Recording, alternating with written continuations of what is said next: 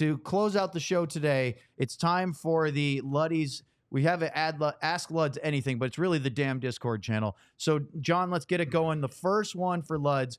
Who do you want to have the C after Jamie Benn? We did a whole segment about this last week. Yeah, you know what? It's not. To be honest with you, that's a tough question for me to answer because I'm not in that room. I think that Miro is probably the leading candidate, would be my guess right now. And then again, I think you've got a guy like Wyatt Johnston. Again, Joe Pavelski reference coming up again. I'm sure he, living with Joe for a couple of years, has gotten a lot of those captain things instilled in him. If he didn't have them already, they've been fine-tuned. But I think right now I would be leaning towards Miro. It just seems after the first couple of years also, he's kind of taken a more serious approach in games. And I'm not saying he wasn't serious before, but more of the look like we want to win. Like we want to win. We have to do what it takes to win. And it's just kind of from the outside in. All right, let's go to the next one. Best Hully story. For those that don't know, that would be Brett Hull, the Hall of Fame goal scorer from MB Tendy. Oh man, there are so many Hully stories. There goes the Ludscapades. Yeah, Jesus. It's almost the best is when he was co-GM with Les Jackson, that period in the Stars history here. And he came into practice one day and Hully has a tendency to bitch once in a while about everything that's going on. And we were standing in the glass and we were watching and they were working on the power play and Hully was standing there and he's just laughing and pointing. Now he's the general manager at the time, complaining about this and that. I said, Hully, why don't you just put the skates on and go out there and, show him the spots to be? And he goes, I come in here every 2 weeks just to get my paycheck. like that's a typical Brett Hull response. I can still remember a buddy of mine he was in the timeshare business. And so when him and Darcy got married, we ended up hooking him at a place called Esperanza in Cabo and for his wedding.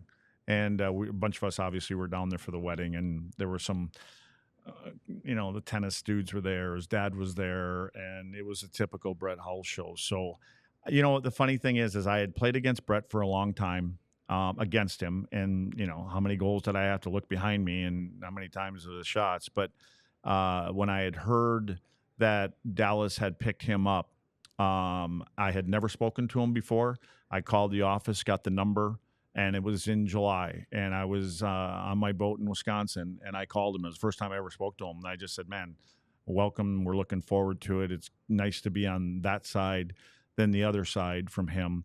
Hully was a hard one to corral in the locker room as a player because, he was playing in St. Louis for such a long time, and he was the guy. And he ran the show there. And then all of a sudden you come in where you got Madonna and Neuendijk and Zubov and Hatcher and Matvichuk and all these guys, Mike Keane, so he was a hard one to kind of get into that. But when he did, and just look at what he did. And I'll tell you what had happened was the year before, Mr. Hicks, our owner, Tom Hicks, had called up general manager and said, what do we need to get us over the hump? What do we need to do? And Bob said, I know. And what he had told me, and it was obviously was about cost also and dollar amount. And Bob said, we need Brett Hull. And Hully came in, he continued to be Hully, and he scored that goal. And it's hard now to do what you did then because of the salary cap. Yeah. Because I almost would turn to you and say, so what do the Stars need? Because it feels like this generation of the Dallas Stars are in a similar trajectory of pretty darn good, winning a division, best in the conference, getting to the Western Conference final. How do you get over that hump? You can't just go out and buy Brett Hull or the equivalent today because you have a salary cap. Yeah, I mean, again, Jim Nill has gone about it the right way, right? I mean, he's building through the draft, and again, we've talked enough about the picks him and his scouting staff have made, and so it is the only way to go about it. Now, that doesn't mean that you can't go out just like they tried last year and, at the deadline or maybe I love it There's a couple general managers in the league. Brian Burke used to be about it. Guys in Vancouver's like that. They get out ahead of that trade deadline thing. A month ahead of time, they go out and they find that player. They identify the need, and they identify the need in January, and they say, this is the player. These are one of the 2 players that we need. They go out and they jump on it when they find out if their team's playing the right way. So, yeah, it's a little bit more difficult, but I think that. And that may be the whole negotiation thing going on with Harley and everybody else that's that needs contracts. Is we want to save a little. We need a little space right here because we know where we're at right now. And if we need that player and that player for some reason comes available, we may have to go out and Well, get that's an interesting one because we were talking about Harley's RFA and how much money he might command. And we know how much cap room the Stars have left. But if they spend to the upper limit at the beginning of the season, it gives them no wiggle room later on. And don't think that's not part of the conversation. Yeah. When you have players that are going to be on your team for a long time, we can go back to the Connor McDavid thing because a player could take up to 20% of the cap. I think there was some figure like that. And McDavid was like, no, I'm not taking that much because I want to leave enough room that we can win a championship or 2 or 3 or whatever. So if I'm a management, I'm having that same conversation. Thomas, here's what we're doing, and here's where the cap is. Be honest with them. I would assume that Steve Yzerman is doing the same thing with Mo Seider in Detroit, saying, here's where the cap is now. Steve Yzerman does not want to build a team that can make the playoffs. He's building a team to win a Stanley Cup. And that's going to be the approach that he's taking with his players that he's trying to sign. We're looking for something bigger, and we want you to be part of that. And the only way that we can do that, and if you're a team guy and you're a Detroit Red Wing, you're a Dallas Star, we need to keep you in this certain level. And because I think these guys all love each other on this team. I really do. I think they've got a really tight group with the Dallas Stars, and I think they'll do that because they want to stay together. All right, let's get the next one up, John. Ben Rebstock, we just met him at least. If Luds were to form an alliance with Owen, Sam, and Sean on Big Brother, what secret name would Luds give the group? Bonus, of the 3, who would he stab in the back first and vote out of the house? Oh, come on. Who would I'd never stab anybody in the back. First off, that wouldn't happen. Man, what name? Clown Show. I mean, I could come up with a few others that I don't think I want to pinpoint right now. Is Sean involved in this too? Yes, that's the question. Here, John, throw that back up if you can. It said, if it was an alliance of the 4 of us on Big Brother, who of the 3, besides yourself, because you're probably not going to stab yourself in the back, who would you vote out of the house first if you had to break the alliance? I would stab one of Sean's turkeys. That's what I'd do. Sean, because of the turkeys. Yeah, and if you don't know, then you need to go back and watch that episode.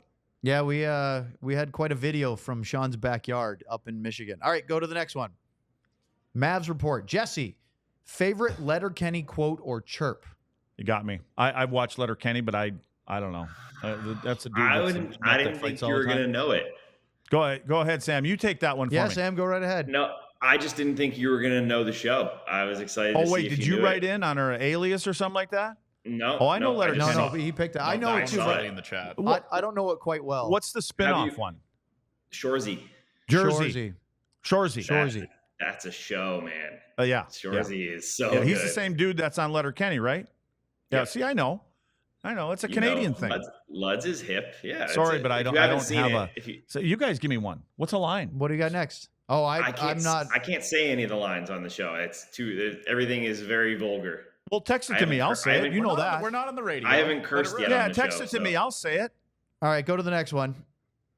We have Stars fan 69 that says, this question comes from Jimmy in my 2nd grade class at Plano Elementary in Texas. Luddy. Not good. When you're gassing beers in the hot tub, do you break the seal in or out of the water? That's gross.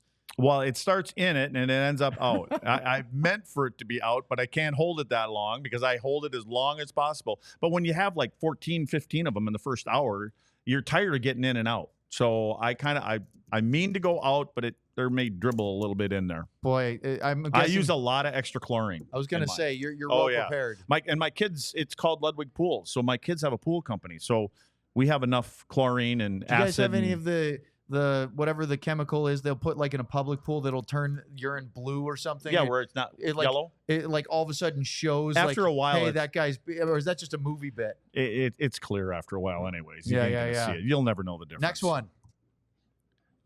Schmitty writes in your era, who was the player you never wanted to fight, and who did you really want to fight but never had a chance to?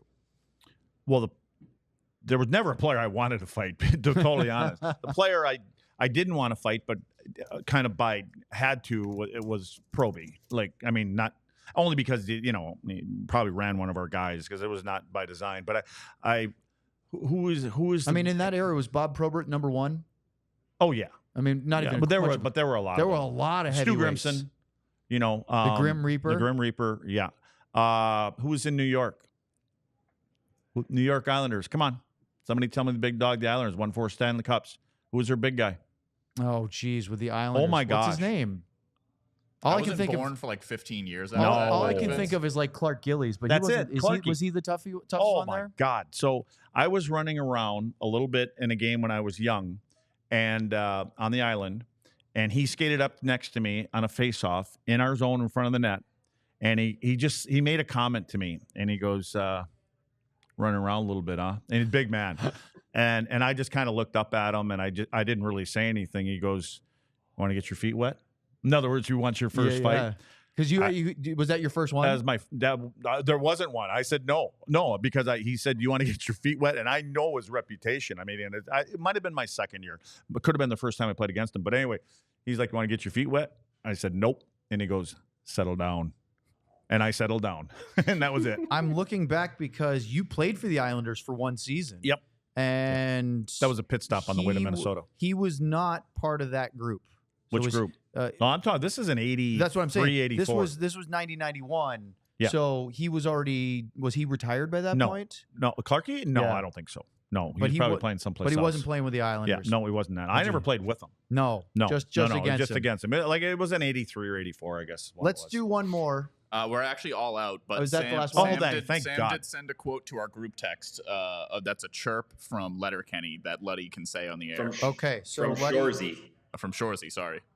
From Shorzy, you want to send that? It's on the text right there. He's got it. If I'm as broad looking as a sexy calendar of dudes, I'm probably hoping they have their tarps off and a spray tan. That will be posted on social media. Look at him. He don't look very sick right now. No, he looks like he's fine, but I don't want him laughing and coughing flu virus all over us anyway. So. You didn't think I'd read it, did you? I didn't think you'd read it like you did. Well, it's not even bad. Read it. So that's going to be the first thing tomorrow in the Previously On. What do you think Razor's reaction will be on set when we play that back? Is Razor a Shorzy guy? I don't know. Let's find out.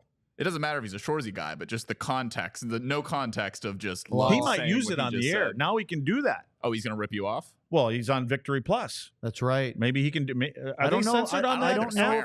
I would imagine that they're probably. Are they held to any? They're probably their going own. PG. It's their own app. They're their own entity. Well, I guess it depends on if. Why can't they just let her loose? Well, I want to be like the two brothers on the football thing, the Mannings. That would be something else, wouldn't it? Oh, I would love to do the broadcast. I would love to be the. I don't know. I don't know if that's what about for kids though. A viewership thing or an advertiser. It's probably they probably can get away with stuff, but they probably don't want to for driving people. If I'm abroad looking at a sexy calendar of dudes, I'm probably hoping they have their tarps off and a spray tan. I read that better that time. Yeah, you were really into it. Well, I wasn't that really one. sure the first time. It was kind of sometimes the second take is better. Quick. No, we got it clean both. I didn't get times, to rehearse. Did you get to clean the first time? Yeah, that was me Sam making was sure I laughing the didn't first say any time. words. So I think second time he still beat red. Like he loves it.